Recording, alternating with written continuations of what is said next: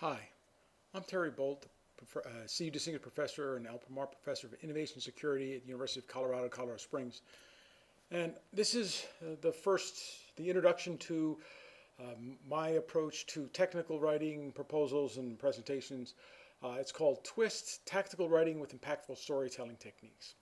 So before I get into the actual introduction and some of the techniques and the overview of the course, the book, let me tell you a little bit about my background and why I'm doing this.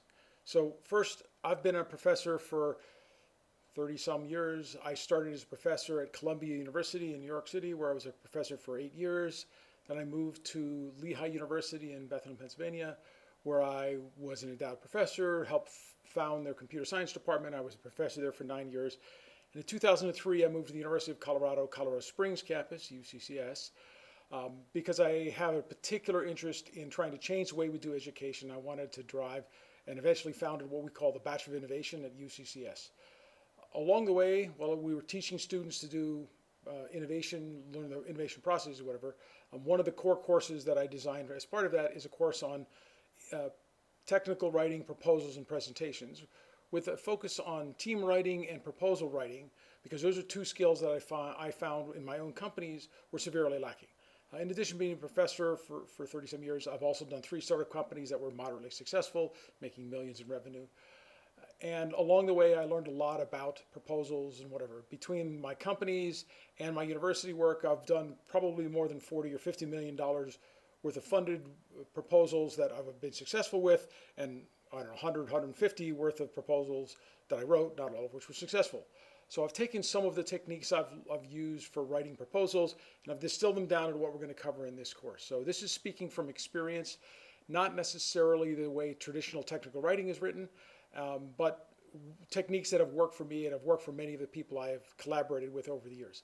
In addition, I've used many of these same techniques with my students for writing technical science papers, and we've published them in lots of good places. I have hundreds of published papers, a dozen or so best paper awards. So these techniques work for science writing as well. And proposals and science writing will be the 2 of the examples I'm going to cover the most in this throughout this course. A couple of other things as we go through this. I, in college, got diagnosed with dyslexia. I didn't know it was a problem until then. I was just different from all the other kids. I couldn't spell, I couldn't write in the same way they did. And we'll talk a little bit about dealing with your differential abilities. Some of you might be good in one aspect of writing and bad in others. You might be bad in all of them, but you can still be on a successful writing team. And we'll talk a lot about team writing as we go throughout this course. So the last thing about this course that'll be a little bit different is the idea of tactical writing is going to be a focus, but we'll also eventually get to talk about some tools and things to help you with writing. In fact, those tools will help you with any writing. So we'll be looking at using emerging tools, things like Grammarly that I use extensively to help me with my dyslexia, to fix certain writing errors. We'll maybe briefly talk about some other tools as well. And then we'll also talk about the use of generative AI like ChatGPT, because it's become something that many people are using in their writing. And so we'll talk about how you can use that effectively, but also look at lots of the things that can go wrong when you use it, and so how you have to be careful as you do it. So that's a little bit about my background. Now I'm going to go ahead and we're going to get into the actual content of what we want to cover. So, on with the show.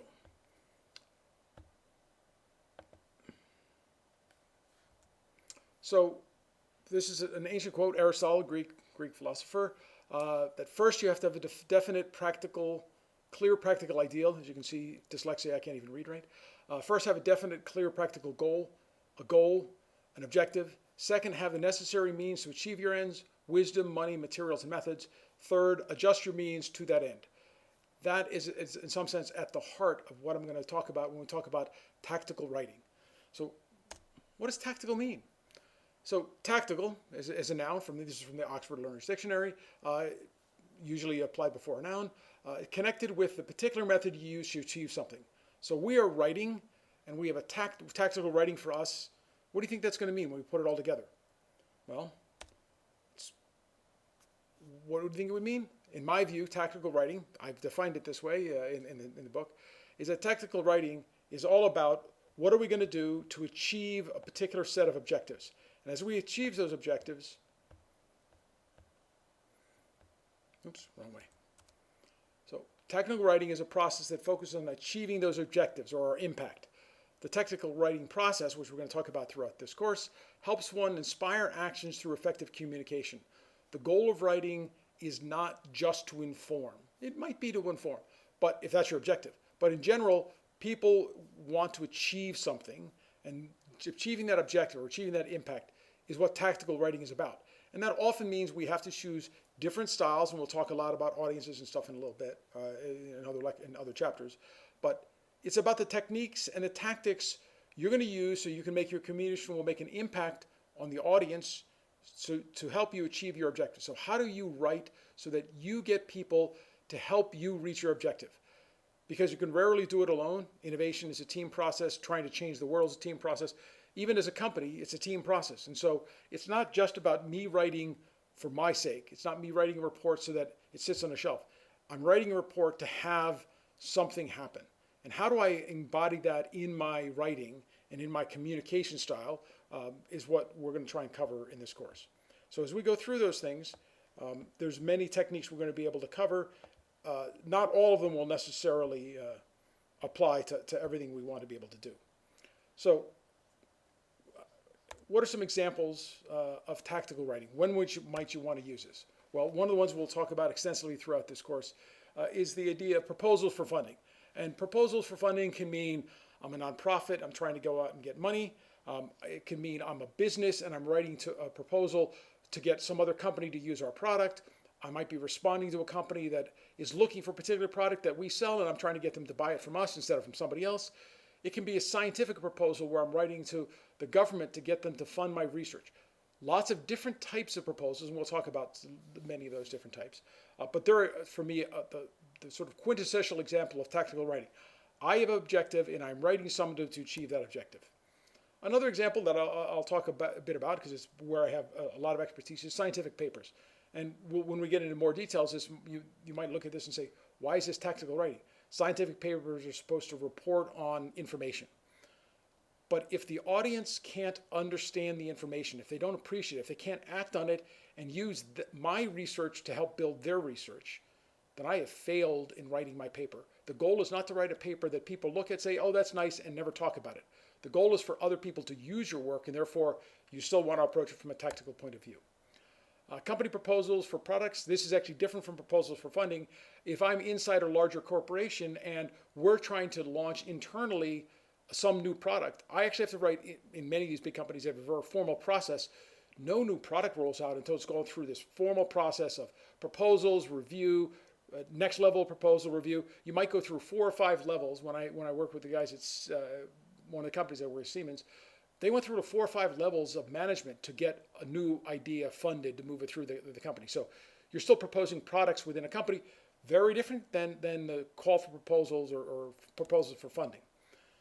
In a related but different level, if you're a startup, right, you have to go through this idea of business pitches, and they're very tactical writing oriented, and who I'm pitching that business to would matter. If I'm pitching my business to a bank manager for a loan, that's very different than if I'm pitching it to a VC, which is actually very different than if I'm pitching it to a bunch of angels. They have different audiences that will change what our pitch wants to look at. There's a bunch of other things, though, that we can do with tactical writing that are more traditional advertising campaigns. So if I'm out there trying to figure out what I'm going to do to get my product in front of customers, right? That's different from proposals for funding or proposals, internal company proposals. I'm writing what's often called copywriting. I'm writing ads, I'm writing tweets, I'm writing social media posts. Even designing a video script for advertising is a kind of tactical writing.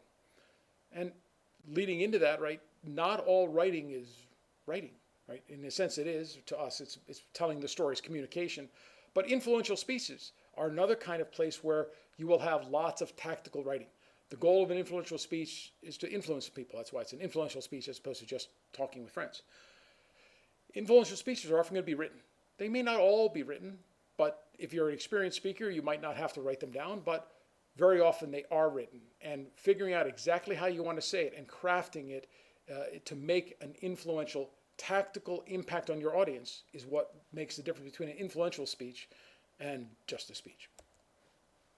There are lots of other things you may be looking at in terms of employer-employee interactions. if I'm writing a memo to my boss, or I'm a boss writing a memo to somebody in my company, right? That's still an interaction that is tactical. In almost all employee interactions, the goal is some type of action. The goal is not just information. Yeah, they might send an email. There's something happening on Friday. Okay, that's just information. But lots of interactions are very tactical. I'm trying to get them to get this done by Monday. I'm trying to get them to volunteer to be on a team. I'm trying to get my boss to make sure that I can, take vacation when I want it. Any of those would be a kind of tactical communication because I have a very clear objective and I'm trying to reach that through my writing. And you'll see a small dot on this one. So there are times when the technical business reports that I have to write inside a company may be technical, and there are times they may just be technical reports or business reports where I'm writing them with the expectation that no one is reading them. But I have to be careful because maybe no one's reading them because they've always been really boring. And if my goal, the goal of the report might be to simply report on what was done, but I might still have a personal goal, which is I want to advance within the organization on the technical or business side of the organization. And if I approach that as a personal objective for my writing, then I might want to write this report so that it catches the eye of management and they look at this and say, this guy can write, I'm going to move him up to this proposal team or move him up to this technical team or have him interact with customers.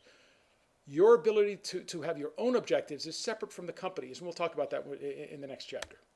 So this is the sort of cover of the book and the sort of idea of the main steps of what I consider the TWIST tactical writing for impactful storytelling techniques approach. Okay, and we start with storytelling as the sort of the main technique, but the target here starts with our objectives and opportunities. That's the core of what we're going to talk about. That'll actually be the next chapter in the next set of videos, the next video that we'll go through. And we're going to talk about how do we define our objectives, how do we get to our opportunities, how do we analyze those, and how do we actually have a little loop to make sure that we're doing all of that well. The next thing we'll talk about, the chapter 3, the next segment of the book, will be on audience analysis.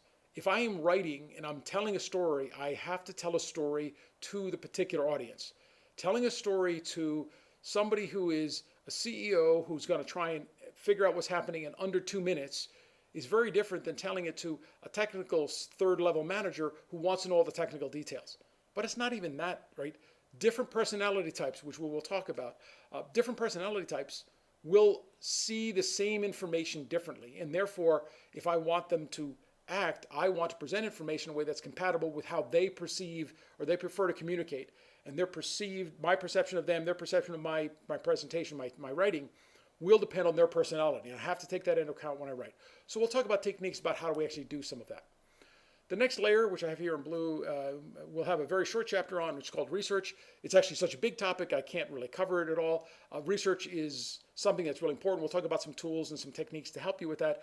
But it is topic specific, field specific, and so it's very hard to get too deep into the weeds on that. The chapter after that will be team writing and red team review. So this is, I put the red team review in its own little area because it's actually so important for almost all team writing, which is mostly what happens in business. Reports that no one will read might be written by an individual, but anything that's going to go to outside of the customers, to another agency, whatever, it must always, in a moderate to large size company, even companies that are 3 or 4, it's all team writing, right? There might still be a primary author, but there'll be a team of people all working together. And this idea of red team reviews, they're going to go through and mark it up in red. They're going to talk about how to make this better. This is a really important part of the thing, and we'll talk a lot about team writing and some techniques and even have some exercises for you to go through so you can get better at giving out critical feedback, receiving critical feedback, and understanding what happens in a red team review so that you're both prepped before they happen in your company and you take them in the right positive light that is going to happen. So those are the core steps of the TWIST process. But the arrow at the heart of this, what makes it work, is storytelling. So we'll actually have 3 or 4 chapters on storytelling and how do we use storytelling techniques to make things memorable, put them in context, make them so that they will stick to the audience. We'll have a whole section just on sticky stories. And we'll talk about the use of story techniques to help all of that make your story, your writing, stick with the audience and make sense of it. And so we want them to the storytelling is both help keep you on target and to give your audience a way of relating to it. So If you actually look at the arrow here, there's actually designed here just a little bit of storytelling, because if you think of this as we are trying to stay on target. So I don't know how many of you know, but the flights, the things on the back of a dart or an arrow, the feathers, if you want to think of them that way, they've been around for, I don't know, 20,000 years or so. Those are actually put on an angle. So if I actually look, you can sort of see there's a little line here. It's angled. And the reason they're angled is so that as you shoot the arrow, it twists. It flies through the air, spiraling towards the target. That spinning keeps the arrow flying straighter than if it tried to not spin. And the reason for that is any slight imperfection in the path that the arrow would try and fly. So the arrow might have slight aerodynamics and wants to make it turn to the left. Well, if it keeps spinning, then it's turning left and then down and then right and then up. And so it cancels each other out by spinning through the air. That idea of the twist is part of storytelling. We want to have, almost all good stories will have a twist, something unexpected that happens. But it's also then a good memory for you to hopefully remember all of the stages in this tactical writing approach, that we want to spiral into our audience in such a way that if we make a small error, it's counteracted some other way. And we'll talk about how that works into our storytelling technique as we go through this chapter, or the book. Okay, so when we talk about tactical writing, I think of writing as a process. And for many students, they think they're going to spend all this time writing. So I've given you a breakdown of what I believe are the appropriate amounts of time in a tactical writing process or the stage. So how much time do we spend doing things? And we'll briefly go into some of these, right? So the first is this idea of what's called pre-writing. Okay, and in my view, that's 60 to 70% of the total time and effort of the team. Okay, more than half our time happens before we write, in the traditional sense of writing. And this includes formalizing our objectives, discovering the opportunities, doing our audience analysis, research, and formulating the core story. We'll have a whole bunch of time where we talk about those in subsequent chapters. But this is 60% of our time. And this is where, in my view, effective proposals are won or lost, right? Proposals aren't won by their writing. They're won by their pre-writing, and then a little bit maybe their rewriting. Okay, we might spend, and again, we've done hundreds of proposals between my academic and company careers, right? This is about what we've spent in the companies. Actually, I can go back to my company and look at the records, because we actually tracked our time for proposal preparation stuff. Writing was maybe 15% of the time in the effort. There's a team-based textual writing that's got to happen. There's also some graphic development that happens. And within that scope, graphic development is really important. We'll talk about that. It might be half our time in the actual writing part to talk about the graphics development. Some of that actually also came up in the core story elements, and sort of think about what we would actually talk about. Even before we got into writing, we talked about during pre-writing the writing boundaries, what would those graphics look like so we could tell the story. And then the rewriting, 25% of our time was a combination of red team reviewing and editing and reviewing and editing. And that's because it's not hard to get words on the page. That's the writing part. What's hard is to get the right words on the page, and then having somebody else who can bring a different point of view help you understand that, no, you missed the point. That's not what they were trying to get at. And so that type of approach gives you a way of getting into a better final writing product that meets all the objectives. And again, 25% of the time, it's more than writing. So most of the time in a tactical writing process isn't what people often think of as writing. It's pre-writing or editing, the rewriting of what's going on. And in the end, rewriting is where the final stages are won or lost. Even if you did a great job pre-writing, we'll talk about this later, in proposals and science papers and even in company proposals. If you miss one thing that is expected of you, which is part of what the red team will be checking, do you have everything? If you miss one thing, you're often disqualified. That's it. They get so many applications. Even your resume goes through this, right? Companies might get 5,000 applications. If you miss having the right thing so the computer pulls you out of 5,000 to get you down to the 200 that then get filtered by some secretary to go to the hiring manager who's going to look at 50, right? That last bit could be what keeps you out of the running. So you got to understand and go through a very good review process to make sure all that's happening. So there's a bunch of other styles and types of writing, and so we're not going to cover most of these in this course, but I'll talk about some and talk about the relationships. So there's biographies or autobiographies, which are put together, business pitches, company proposals. We already mentioned some of these, copywriting, advertising type stuff, essays, historical writing, instructional writing, journalistic writing, memoirs, self-biographies. But the difference between memoirs and biographies are biographies normally try and cover the entire person's history. Memoirs are often a very specific time of the person's writing. I'll just go put all these up here. Persuasive writing, proposal writing, reports, white papers, scientific writing, speech, technical writing. So you might have noticed when I put this list up, there's a couple things going on here. There are some things in blue. Why do you think I put things in blue and other things in black? And one is actually sort of a darker blue. What am I trying to convey here? So by looking at that, you said, well, the things in blue aren't really tactical. That's exactly what I was trying to get at. So most biographies are not tactical.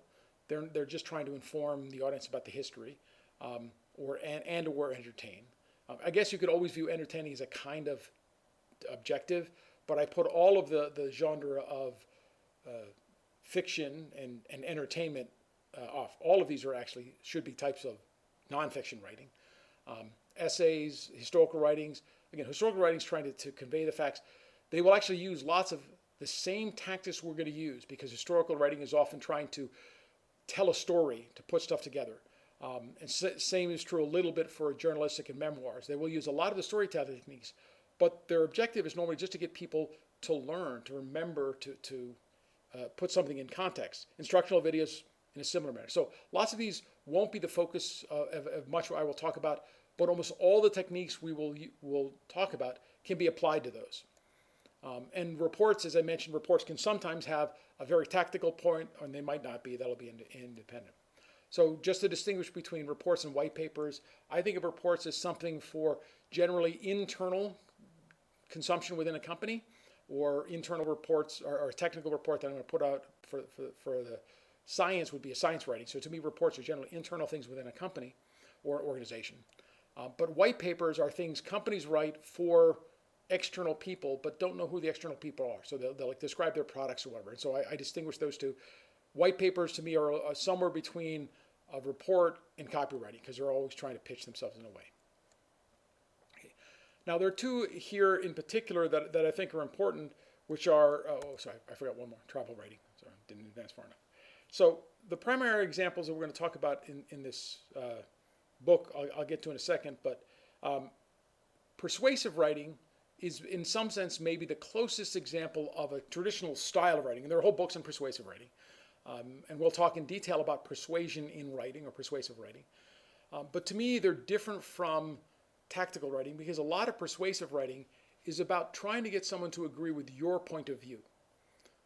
Tactical writing is often about you understanding their point of view and figuring out how to make your story fit their point of view. And that's the distinction to me between tactical and persuasion. You're trying to persuade him to give you money, but in one case you're trying to persuade him you have the right idea. In the other, we're trying to say, in tactical writing, we're thinking, here's their approach, here's their idea, how do I fit within it, and how do I get them to agree? So still persuading, but it's a different approach to the persuasion. In a similar manner, tactical writing is often a part of tactical writing. I might have a lot of technical stuff. Traditionally, technical writing comes across as facts. It is, you try and remove the emotion and just report the facts. The same is actually true in scientific writing, where many people, and when I first started as a faculty member, I thought I'm supposed to let the audience draw their own conclusion. I just present the data, present the facts, and they will draw the right conclusion. It took me a while and many rejections before I really understood that that is not the case. Because if I present it in a way that the audience doesn't relate to it, and it doesn't understand it, then I have failed to communicate. Just as badly as if I was writing a paper for somebody who speaks Spanish, and I write my paper in English, I have instantly failed. Right? If my audience is in Spanish, I have to write in Spanish. If my audience is in a subdialect of mathematics for complexity theory, then I have to write in the subdialects of mathematics for complexity theory, and I can't write a soft, fuzzy, it works like this and have no equations. It just doesn't work. You've got to understand where your audience is, and so your tactical approach is partly about connecting with the audience, but it's also generally to get them to understand what you think the science has in it, because if you don't understand what the science has in it, somebody who's only reading quickly will not reach a conclusion. We'll spend a lot more on that when we talk about reviewing and some of the processes that happen in science. So the primary examples we're going to use throughout this book and course, we're going to talk about proposals in lots of detail. We're going to talk about technical proposals, nonprofit proposals, and things inside of businesses because they have enough differences. We're going to spend some time separately on those. We'll do a little bit on copywriting. We'll definitely do some work on speech writing and giving effective speeches, and then scientific reading. Those are the examples. The techniques and tools we're going to spend for most of the course after the first 3 or 4 chapters where we talk about the actual process stuff. The process is not the technique. The process is, well, it is a kind of technique, but then we'll get into storytelling, and we'll have 4 or 5 chapters worth of stuff on storytelling. And then finally, we'll have one other thing we're going to do in the course, which is we're going to talk about those tools, things like Grammarly and ChatGPT and how to use those effectively to convey what's going to go on. We'll have a short chapter on graphics and graphics generation as part of your storytelling. But again, that's a whole topic in itself. There's whole courses and whole books on that. Actually, there's whole books on technical writing and stuff as well. But the graphics is so far out. We'll briefly touch on its importance and give you some suggested readings, but we don't have enough time to go on into it inside of this course. But pictures are worth a lot, and so when you're talking about tactics to get people to understand and remember, they're going to be a big part of what we do. So that's the introduction to this course. For those of you actually taking the course at UCCS, there will be other videos talking about the actual assignments and the course stuff, so make sure you've looked for those as well. There's not just this one introduction video. This is an introduction to the TWIST approach for the book. See you next week on the next chapter.